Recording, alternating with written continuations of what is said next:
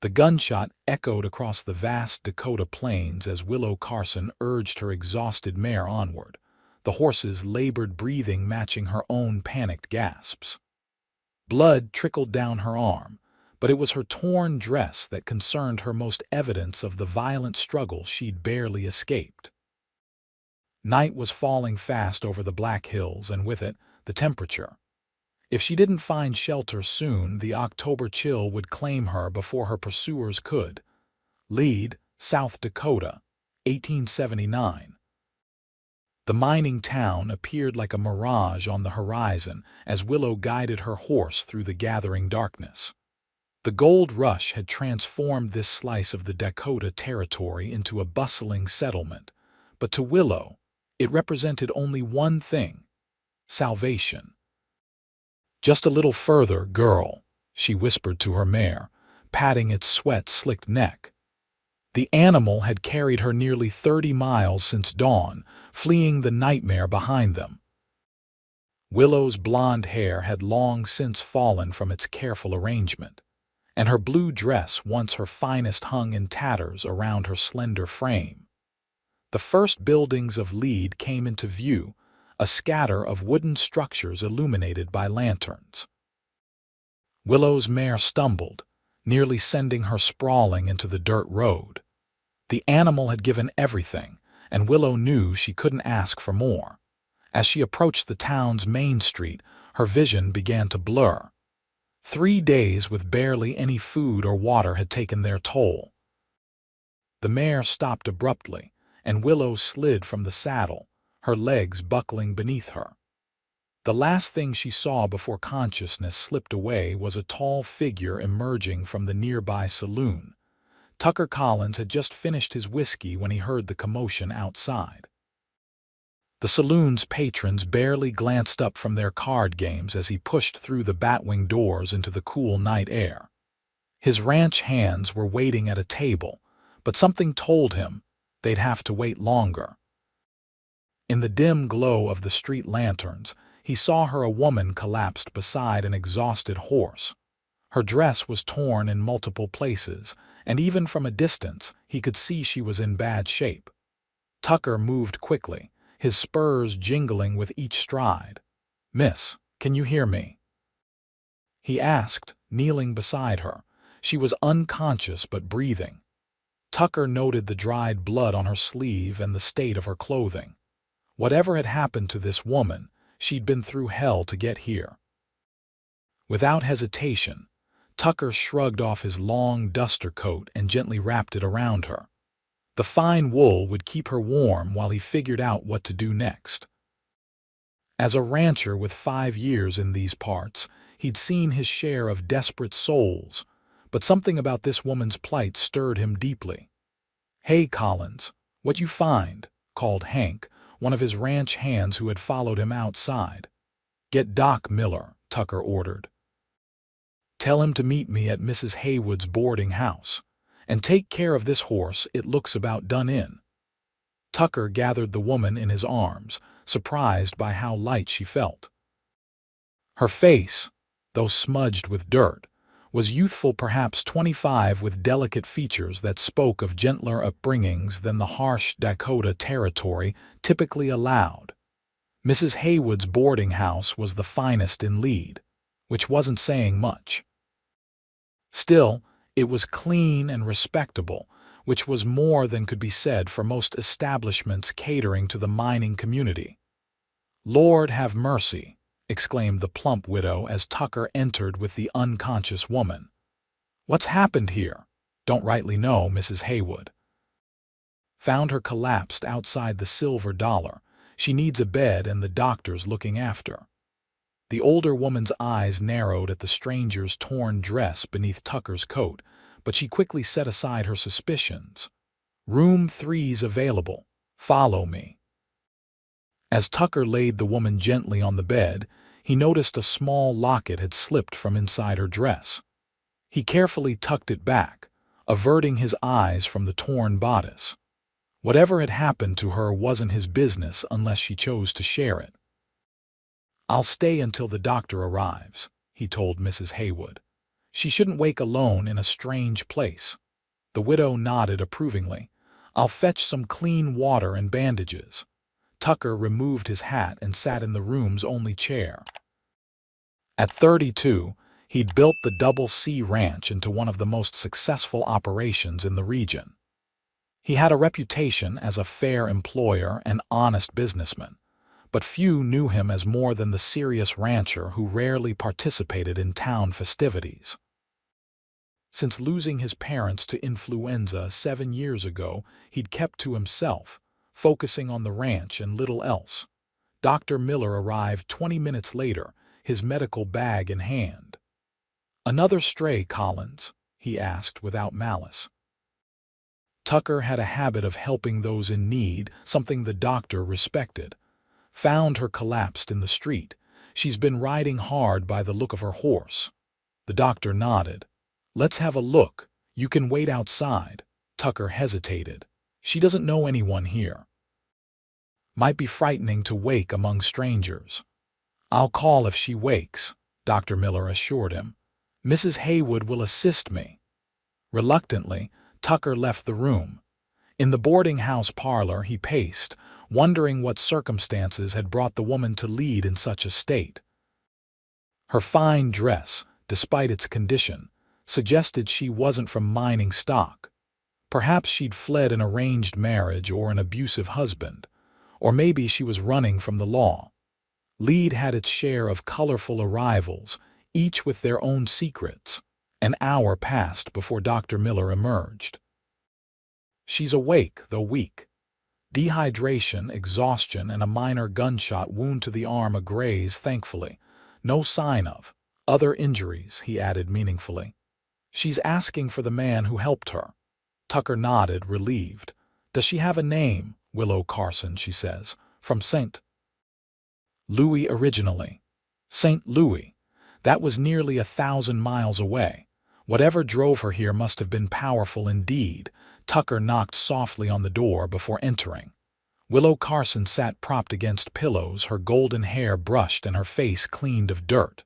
Mrs. Haywood had provided a nightgown, and Tucker's coat lay folded neatly on a nearby chair. Despite her ordeal, she possessed a quiet dignity that struck him immediately. "Mr. Collins," she said, her voice surprisingly steady, "I understand I owe you my gratitude." Tucker shifted uncomfortably, hat in hand. "Any decent folk would have done the same, Miss Carson." Her blue eyes, bright despite her exhaustion, studied him carefully. "Perhaps, but it was you who did, and I'm thankful." She glanced at his coat. "And thankful for the loan of your coat as well." "Keep it as long as you need," he said. "It's getting cold at night now." Willow's composure wavered slightly. I don't know how long I'll be staying in Lead. I hadn't planned that far ahead." "No need to decide tonight," Tucker assured her. "Mrs. Haywood runs a fine establishment, and you're welcome to stay until you're recovered." He hesitated. "Miss Carson, I don't mean to pry, but are you in some kind of trouble? If someone's after you, please," she interrupted, her voice suddenly tight. "I'd rather not discuss it yet. I just need time." Tucker nodded, respecting her privacy. "I understand. For what it's worth, Lead is a good town with decent folk. Sheriff Adams keeps order and troublemakers usually move on to Deadwood." He placed his hat back on his head. "I should let you rest. The doctor says you need it." "Wait," Willow called as he reached the door. "You didn't ask about my dress, I mean. Most would have questioned." Tucker turned back, his expression serious. "Your business is your own, Miss Carson. I figure if you want me to know, you'll tell me when you're ready." Relief washed over her face. "Thank you, Mr. Collins. That means more than you know." As Tucker left the boarding house, he couldn't shake the feeling that Willow Carson would change things in Lead and perhaps in his own carefully ordered life as well. Over the next 3 days, Tucker found reasons to visit the boarding house. The first time, he brought fresh flowers, wild asters gathered from the hills. The second day, he delivered a book from his personal library when Mrs. Haywood mentioned Willow was restless. The third day, he brought his reason for visiting directly to Willow. "The town needs a school teacher," he said without preamble as they sat in the boarding house parlor. "Our last one left to get married in the spring, and the children have been running wild since. Mrs. Haywood mentioned you were educated in St. Louis." Willow looked surprised. "I was, yes, I taught briefly before." She trailed off. "But I'm not certain I should stay in Lead. It might be safer to move on." Tucker leaned forward. "Miss Carson, I don't know what you're running from, but Lead is remote enough that most troubles don't follow here unless they're worth following. The town council would provide housing and a modest salary. And," he added carefully, "the Double C would ensure extra protection if needed." Willow studied her hands. "Why are you helping me, Mr. Collins? You don't know me." "I know enough," he replied simply. "I know you're brave and determined. I know you rode 30 miles with a bullet graze rather than surrender to whatever threatened you. Those are qualities Lead respects." A smile touched her lips, the first he'd seen. "You make a compelling argument, Mr. Collins. May I think about it, of course, and please call me Tucker." "Tucker," she repeated. "Then you must call me Willow." That evening, Willow made her decision. Lead needed a teacher, and she needed sanctuary. The mining town, nestled in the Black Hills, was as good a place as any to disappear, especially with the approaching winter likely to isolate the community further. The town council approved her appointment immediately, desperate to provide education for the settlement's children. They offered a small cabin behind the schoolhouse as accommodation, and Tucker personally oversaw its preparation, ensuring it was secure and comfortable. 2 weeks after her arrival in Lead, Willow Carson taught her first class. 28 students of varying ages filled the simple schoolhouse, their backgrounds as diverse as the town itself. Children of miners sat alongside the offspring of merchants and ranchers, all equally curious about their new teacher. "Today," she announced, writing her name on the blackboard, "we begin our journey together. I believe everyone deserves knowledge, regardless of where they come from or where they're going." From the back of the room, Tucker watched with quiet approval. He'd escorted her to the schoolhouse that morning, ostensibly to introduce her to the community, but in truth, he wanted to ensure her safety. Something about Willow Carson had gotten under his skin, her quiet strength, her dignity in the face of whatever adversity she'd fled. As October gave way to November, Willow settled into life in Lead. The townspeople accepted her readily, grateful for her refined manners and dedication to their children's education. Few asked about her past, respecting the frontier tradition of allowing people their secrets.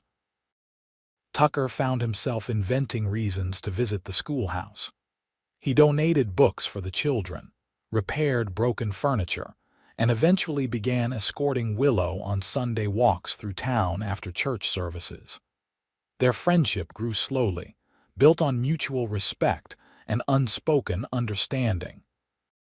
"You never did tell me how you came to own the Double C," Willow said one Sunday as they walked along the edge of town. The first snow had dusted the hills, transforming the landscape into a pristine white tableau. "Inherited it from my father," Tucker replied. "He came here in '68 after the war, bought land cheap when most were focused on mining, built it up from nothing. He sounds like a wise man. He was. Taught me everything worth knowing." Tucker glanced at her profile, admiring the way the winter light caught her golden hair. "What about your family?" Willow's expression tightened momentarily. "My parents died when I was 18. Influenza. I had no siblings." "We have that in common then," Tucker said gently. "Being alone in the world," she nodded. "Though perhaps less alone here than I was in St. Louis." As they turned back toward town, Tucker noticed a rider approaching at speed from the east. Something about the urgency in the horse's gait triggered his instincts. "Let's get back," he said, placing a protective hand at Willow's elbow. The rider galloped past them toward the sheriff's office, and Tucker felt Willow stiffen beside him. "Are you all right?" he asked. "Fine," she said too quickly. "Just cold." That evening, Sheriff Adams visited the Double C. Tucker was reviewing accounts when the lawman arrived, looking troubled. "Got a telegram today," Adams said without greeting. "Man asking about a woman matching Miss Carson's description. Says she stole family jewelry and ran off." Tucker's expression remained neutral. "Did this man have a name?" "Charles Blackburn of St. Louis.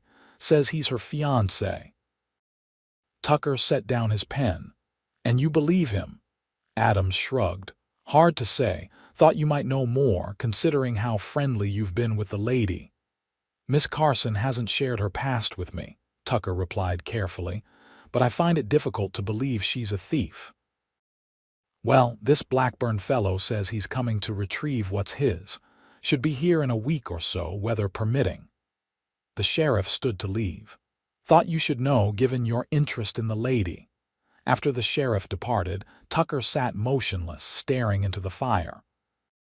Willow Carson had secrets that much had been obvious from the moment she arrived. But was she truly running from a legitimate fiancé? Or was there something more sinister behind her flight? The next morning, Tucker rode to town earlier than usual. He found Willow preparing lessons in the schoolhouse, her face lighting up briefly when he entered before noting his serious expression. "Something's wrong," she said, setting down her chalk. Tucker removed his hat. "A man named Charles Blackburn has been asking about you, claims to be your fiancé." The color drained from Willow's face, and her hand instinctively went to the locket she always wore. "He found me," she whispered. "Willow, I need to know the truth. Not for my sake, but so I can help you." She sank into her chair, eyes downcast. "Charles Blackburn was my father's business partner. After my parents died, he took control of their estate as executor. He proposed marriage, claiming it would protect my inheritance." Her voice grew harder. "What he didn't tell me was that he'd already gambled away most of it. When I discovered the truth, he became violent." Tucker's jaw tightened. "The torn dress, the gunshot wound." Willow nodded, tears gathering in her eyes. "I refused to marry him, so he tried to force me. I escaped, taking only what was rightfully mine, my mother's locket and the small amount of money left from my inheritance. He shot at me as I fled. And now he's coming here," Tucker said grimly. "Claims you stole family jewelry." "My mother's locket is all I took," Willow said, touching the silver pendant. "Everything else he lost at cards or spent on whiskey." She looked up, fear evident in her blue eyes. "I can't go back with him, Tucker. He'll kill me before allowing me to reveal what he's done." Tucker moved to her side, kneeling to meet her gaze. "You won't have to. I promise you that. You don't understand. Charles has connections even here in the territories. He supplies equipment to mining operations all through the Black Hills. This is my home, Willow. I know every trail, every canyon. If it comes to it, I can keep you safe where no one will find you." He took her hand. "But I don't think it will come to that. We have law here and people who care about what happens to you." For the first time, Tucker saw genuine hope in her eyes. "Why would you do this for me?" He held her gaze steadily. "Because in these few weeks you've become important to me, more important than I expected." Willow's hand tightened on his. "You've become important to me too, Tucker. I just never thought I could." "Could what?" "Trust someone again. Feel safe with someone." Tucker stood, still holding her hand. "We'll face this together. I promise you that." Over the next few days, Tucker made preparations. He spoke with Sheriff Adams, sharing Willow's story and providing names of contacts in St. Louis who could verify her account. He arranged for extra hands to watch the roads into town, and most importantly, he ensured Willow was never alone. Word spread quickly through Lead about the Eastern businessmen coming to cause trouble for their new teacher. The frontier community closed ranks around one of their own. Miners, shopkeepers, and ranchers alike made it clear they wouldn't tolerate harassment of Miss Carson. Charles Blackburn arrived in Lead 5 days later, accompanied by 2 hard-faced men he introduced as his associates. They took rooms at the hotel, and Blackburn immediately sought out the sheriff. "I understand you're harboring a thief, Sheriff," he said, his refined accent contrasting with the frontier setting. "I've come to retrieve my property and my fiancée." Sheriff Adams regarded him coolly. "Miss Carson disputes your claims, Mr. Blackburn, says the locket belonged to her mother." "The confused ramblings of a disturbed woman," Blackburn said dismissively. "Willow has been unwell since her parents' deaths. I've been patient, but my duty is to bring her home where she can receive proper care." "That's so." The sheriff leaned back in his chair. "Interesting, because I received a telegram yesterday from Judge Hamilton in St. Louis. Seems you're under investigation for financial improprieties involving the Carson estate." Blackburn's confident smile faltered. "Ridiculous accusations. Obviously, Willow has been spreading lies." "Maybe so. But until it's settled, Miss Carson remains under the protection of this town." Sheriff Adams stood. "You're welcome to stay in Lead, Mr. Blackburn, but any trouble and you'll find yourself in my jail." Thwarted by official channels, Blackburn turned to intimidation. His men were seen loitering near the schoolhouse, and he himself made a point of watching Willow from a distance. The message was clear: he wouldn't leave without her. On the 3rd day after Blackburn's arrival, Tucker found Willow at the schoolhouse after hours, tears streaming down her face. "What happened?" he demanded, crossing to her side. "He was here," she said, voice shaking. "Waiting when the children left. He said if I didn't come with him voluntarily, he'd make sure everyone knew I was damaged goods. That no respectable town would want me teaching their children once he was done telling his version of events." Tucker's hands clenched into fists. "I'll end this now." "No." Willow grabbed his arm. "That's what he wants, a confrontation he can use against you. Charles thrives on manipulation. Violence would only serve his purpose." Tucker took a deep breath, forcing himself to think clearly. "Then we'll outwit him. Tonight, pack whatever you need. I'm taking you to the ranch. But the school, Mrs. Bradford can substitute for a few days. You won't be safe in town with him watching your every move." That night, Tucker smuggled Willow out of her cabin under cover of darkness. They rode double on his horse, taking back trails to avoid Blackburn's men. The Double C Ranch lay 10 miles outside of town, its sturdy main house and outbuildings nestled in a sheltered valley with clear sightlines in all directions. "It's beautiful," Willow said as they approached. Despite the cold and the circumstances, she had enjoyed the ride, pressed against Tucker's broad back, his warmth seeping through her coat, the same coat he had given her on that first night. "It's not fancy," Tucker said as he helped her down, "but it's solid. My father built it to last." Inside, the ranch house was surprisingly comfortable. Simple, well-crafted furniture filled the rooms, and a large stone fireplace dominated the main living area. Tucker's housekeeper, Mrs. Fletcher, had prepared a room for Willow and left a late supper warming by the fire. "I'm sorry to disrupt your household," Willow said as they shared the meal. "You're not disrupting anything," Tucker assured her. "I've been rattling around this big house alone for too long." Later, as they sat before the fire, Willow found herself studying Tucker's profile. The firelight cast his strong features in warm relief, emphasizing the quiet strength she had come to depend on. "What will happen now?" she asked softly. Tucker turned to face her.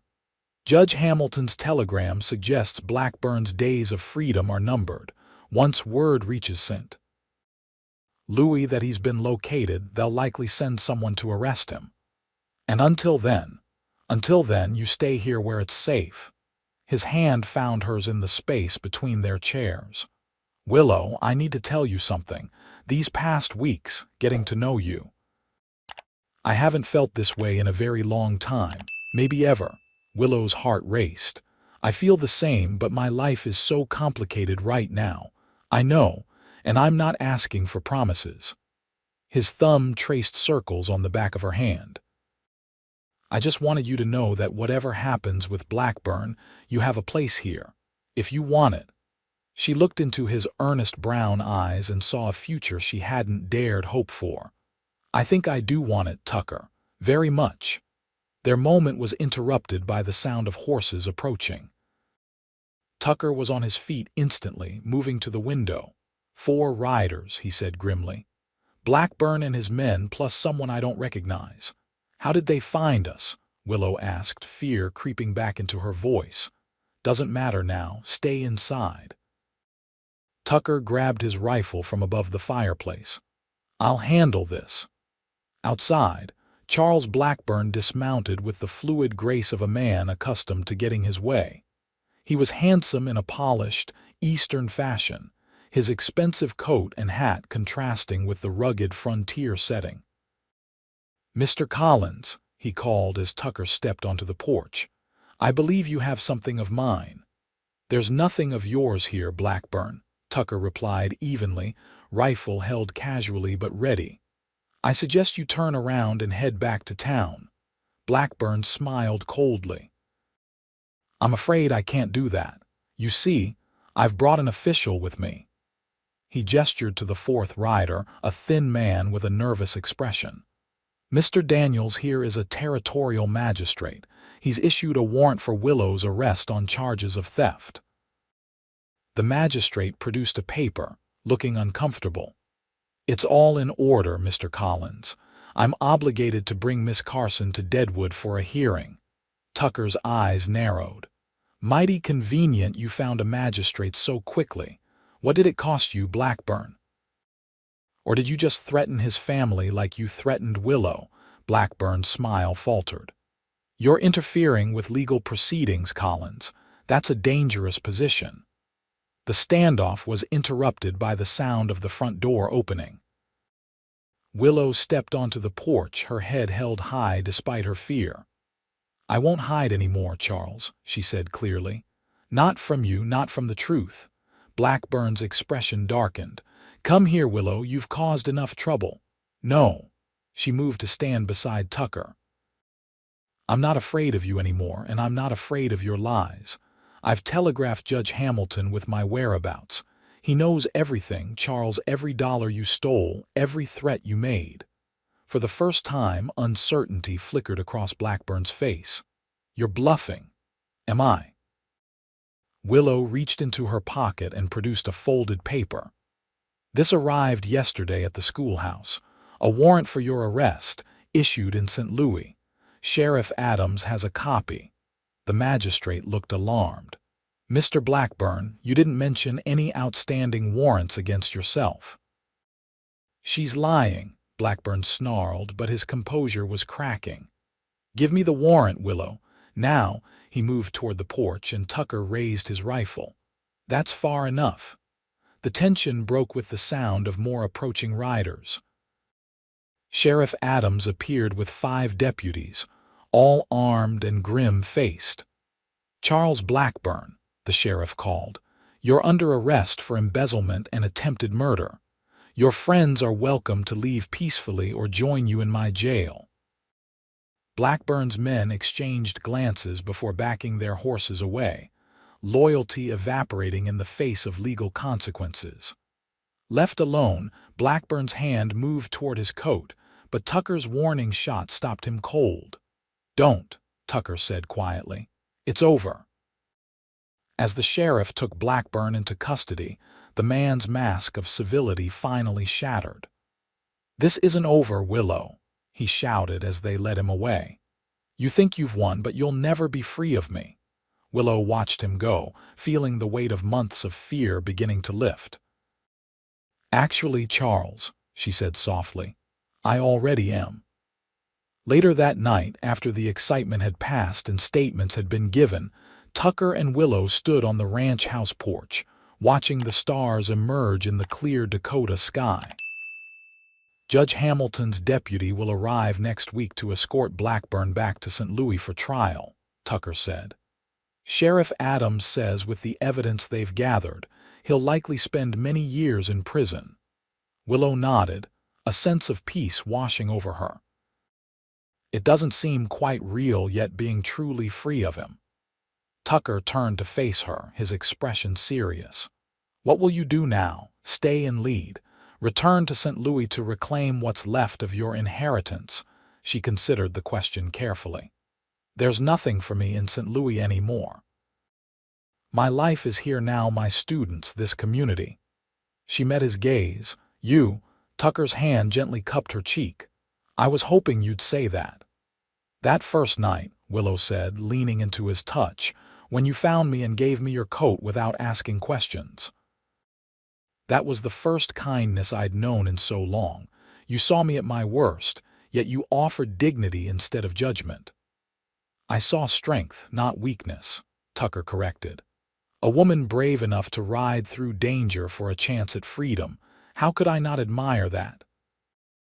In the silver moonlight, their first kiss felt like a promise of healing, of trust rebuilt, of a future neither had dared imagine before fate brought them together on a cold October night. Spring came early to the Black Hills in 1880. The snow melted from the valleys first, then retreated up the mountainsides, leaving behind carpets of wildflowers and fresh green grass. At the Double C Ranch, preparations were underway for a celebration. Tucker stood nervously before the small gathering of friends and neighbors, tugging at the collar of his best shirt. The ranch house had been transformed with ribbons and flowers, and a feast waited on tables in the yard. When Willow appeared on the porch in her simple white dress, a crown of wildflowers in her golden hair, Tucker felt his heart stop. 5 months had passed since that fateful night of her arrival, yet every day he found new reasons to marvel at her courage and gentle strength. The ceremony was brief, but heartfelt. They exchanged vows beneath an arch of spring blossoms, promising to face life's challenges together as they had faced their first. When the preacher pronounced them husband and wife, cheers erupted from the assembled guests, miners, ranchers, and schoolchildren alike, all united in celebration of their beloved teacher and the rancher who had won her heart. Later, as they danced under lantern light, Tucker held his bride close. "Happy Mrs. Collins," he murmured against her hair. Willow looked up at him, her blue eyes shining. "More than I ever thought possible." "You know," Tucker said thoughtfully, "I still have that coat, the one I gave you the night you arrived. I remember. I wore it every day until I was strong enough not to need it anymore," she smiled. "Though I think I'll always need you."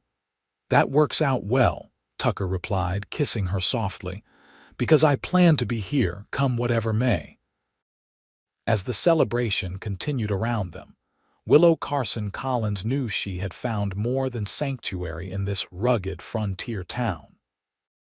She had found home in the community that had embraced her, in the schoolroom where she shaped young minds, and most of all, in the arms of the quiet cowboy who had given her his coat on a cold night and never asked why. Years later, when their children asked how they met, Tucker and Willow would share glances over small heads gathered by the fire. The story would be softened for young ears, but the essence remained the same, a tale of courage, kindness, and the healing power of love found in the most unexpected circumstances. And hanging in their bedroom, carefully preserved, was Tucker's old duster coat, a simple garment that had once sheltered a frightened woman, now a cherished symbol of the moment their journey together began.